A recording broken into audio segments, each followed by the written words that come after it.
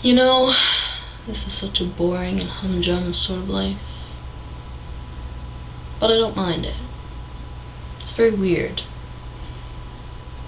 I think I've got a few things to occupy my mind, though. I've been getting ambitious lately. It's very odd. I never used to have enough self-esteem to be ambitious.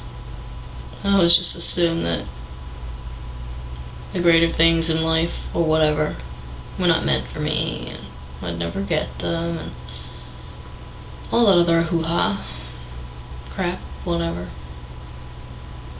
But I've been thinking about it, and like, if I really put effort into doing it, then I might actually get something. I might. You can't be guaranteed with these sorts of things. Competitive admissions to bachelor degrees, and even more competitive criteria if you want to do honors, and then of course the grad schools. Oh god, the grad schools, you know. You'd be lucky if you get one of them, really. Especially for something like clinical psychology. Yeah, everybody wants to do clinical psychology. And not everybody's gonna get to do clinical psychology. And then, you know, you wonder if you're actually cut out to be a clinical psychologist, you know. Because you've been so fucked up yourself. And you still sort of are fucked up, and yet you're so much better than you were. But it's so hard to see that sometimes. Last night I had this weird little hyper break. I don't know what that was about. Like, it wasn't because of sugar. Because I just purged. There really wasn't any sugar in there. I mean, maybe, I don't know, maybe there were remnants on the bottom, but you know, that's beside the point. But it was like my thoughts were just going a million miles an hour, and I was talking to my friend on MSN, and then she went away, and in between that, another friend popping up saying, hey, wanna talk, you know? I just broke out one of my journals that I'm not giving you the link for. But anyway. And I just started typing. It was like my thoughts were just this continuous stream without punctuation, really. But I did insert punctuation here and there to try and make some coherent sense of it in the written word, you know. But the whole thing was just very odd. Like super odd.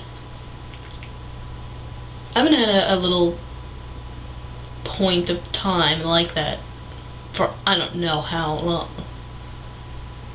And it means something about my inhibitions being a little... my inhibitions being a little lower. It has nothing to do with sex, people, so get over it. But like, just my own barriers within my head of what I am allowed to do and not do in the course of a day, what I should be focusing on, how impulsive I can be, how free I can be. And last night, it was like, I am free. Which is bullshit, of course, because we all have our ties, we all have our connections that we don't want to sever, we all have our jobs, we all have school at some points, and you know. But I was just like, I am free. It was a very weird sensation. Because whoever thinks about that they're free, right? And I saw this video yesterday. What it feels like to have a stroke. This neuroscientist had a stroke, and she was like, how many other neuroscientists get to experience a stroke from the inside out? But when she had it, because the stroke happened in the left side of her brain, which is the part that plans and rationalizes and processes it. As she put it, the right side of the brain is concerned only with the here and the now, the sensory input of now. And the left side is your past, your future, compiling all the sensory input from the right side of the brain and making sense of it. And without any of those worries, those cares that she had, you know, from her job, from her personal life, I guess, or whatever else was going on in her head, without all that having any input into what she felt. She just found what she called nirvana, you know? This perfect euphoric happiness just for being. And I mean, more than one person has talked about that, obviously. I mean, Buddha talked about it a lot, you know, reaching nirvana through meditation and whatever. And, you know, people have this theory about it, you know, if you get into better touch with your right side of your brain and whatever, you can feel that euphoria, that perfect happiness for short periods of time. You forget about your past and your future for a little while and just concentrate on the present. Used to be that I had the skill of just doing that, you know. When you're a kid, you're not worried about responsibility or, cares. You're just being, you're just doing fun things, doing sometimes not so fun things. And the horrible moments are very horrible because you're in the moment, you have nothing to shield you. But the beautiful moments are so beautiful. And back when I was so-called borderline, you know, there was a long stretch of time when I had much more anguish than pleasure, which was what, you know, made me suicidal and all that bullshit. But before that quote-unquote borderline nature, which was impulsive and pleasure-seeking, it really wasn't all that bad all the time.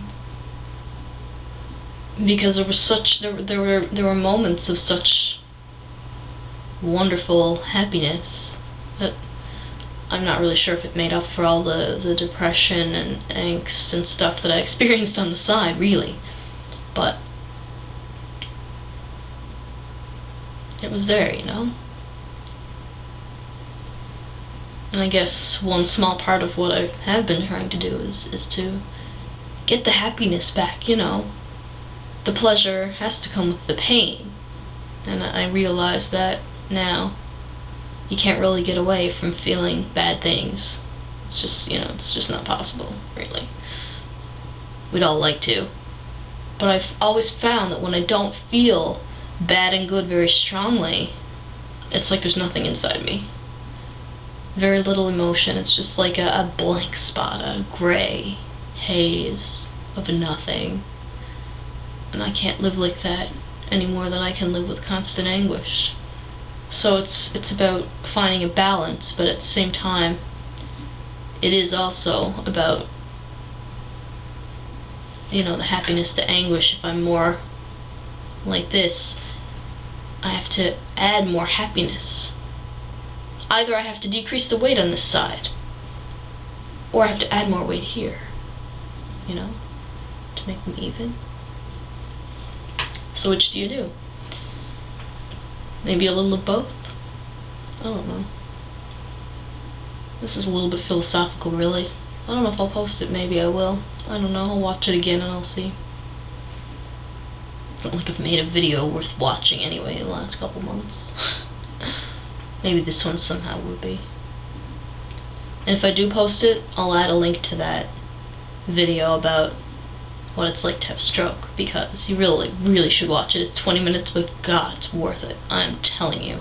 You really should watch it. I sent it to a few people, but I didn't know who else would want to watch it, so by all means, go ahead. Anyway, bye.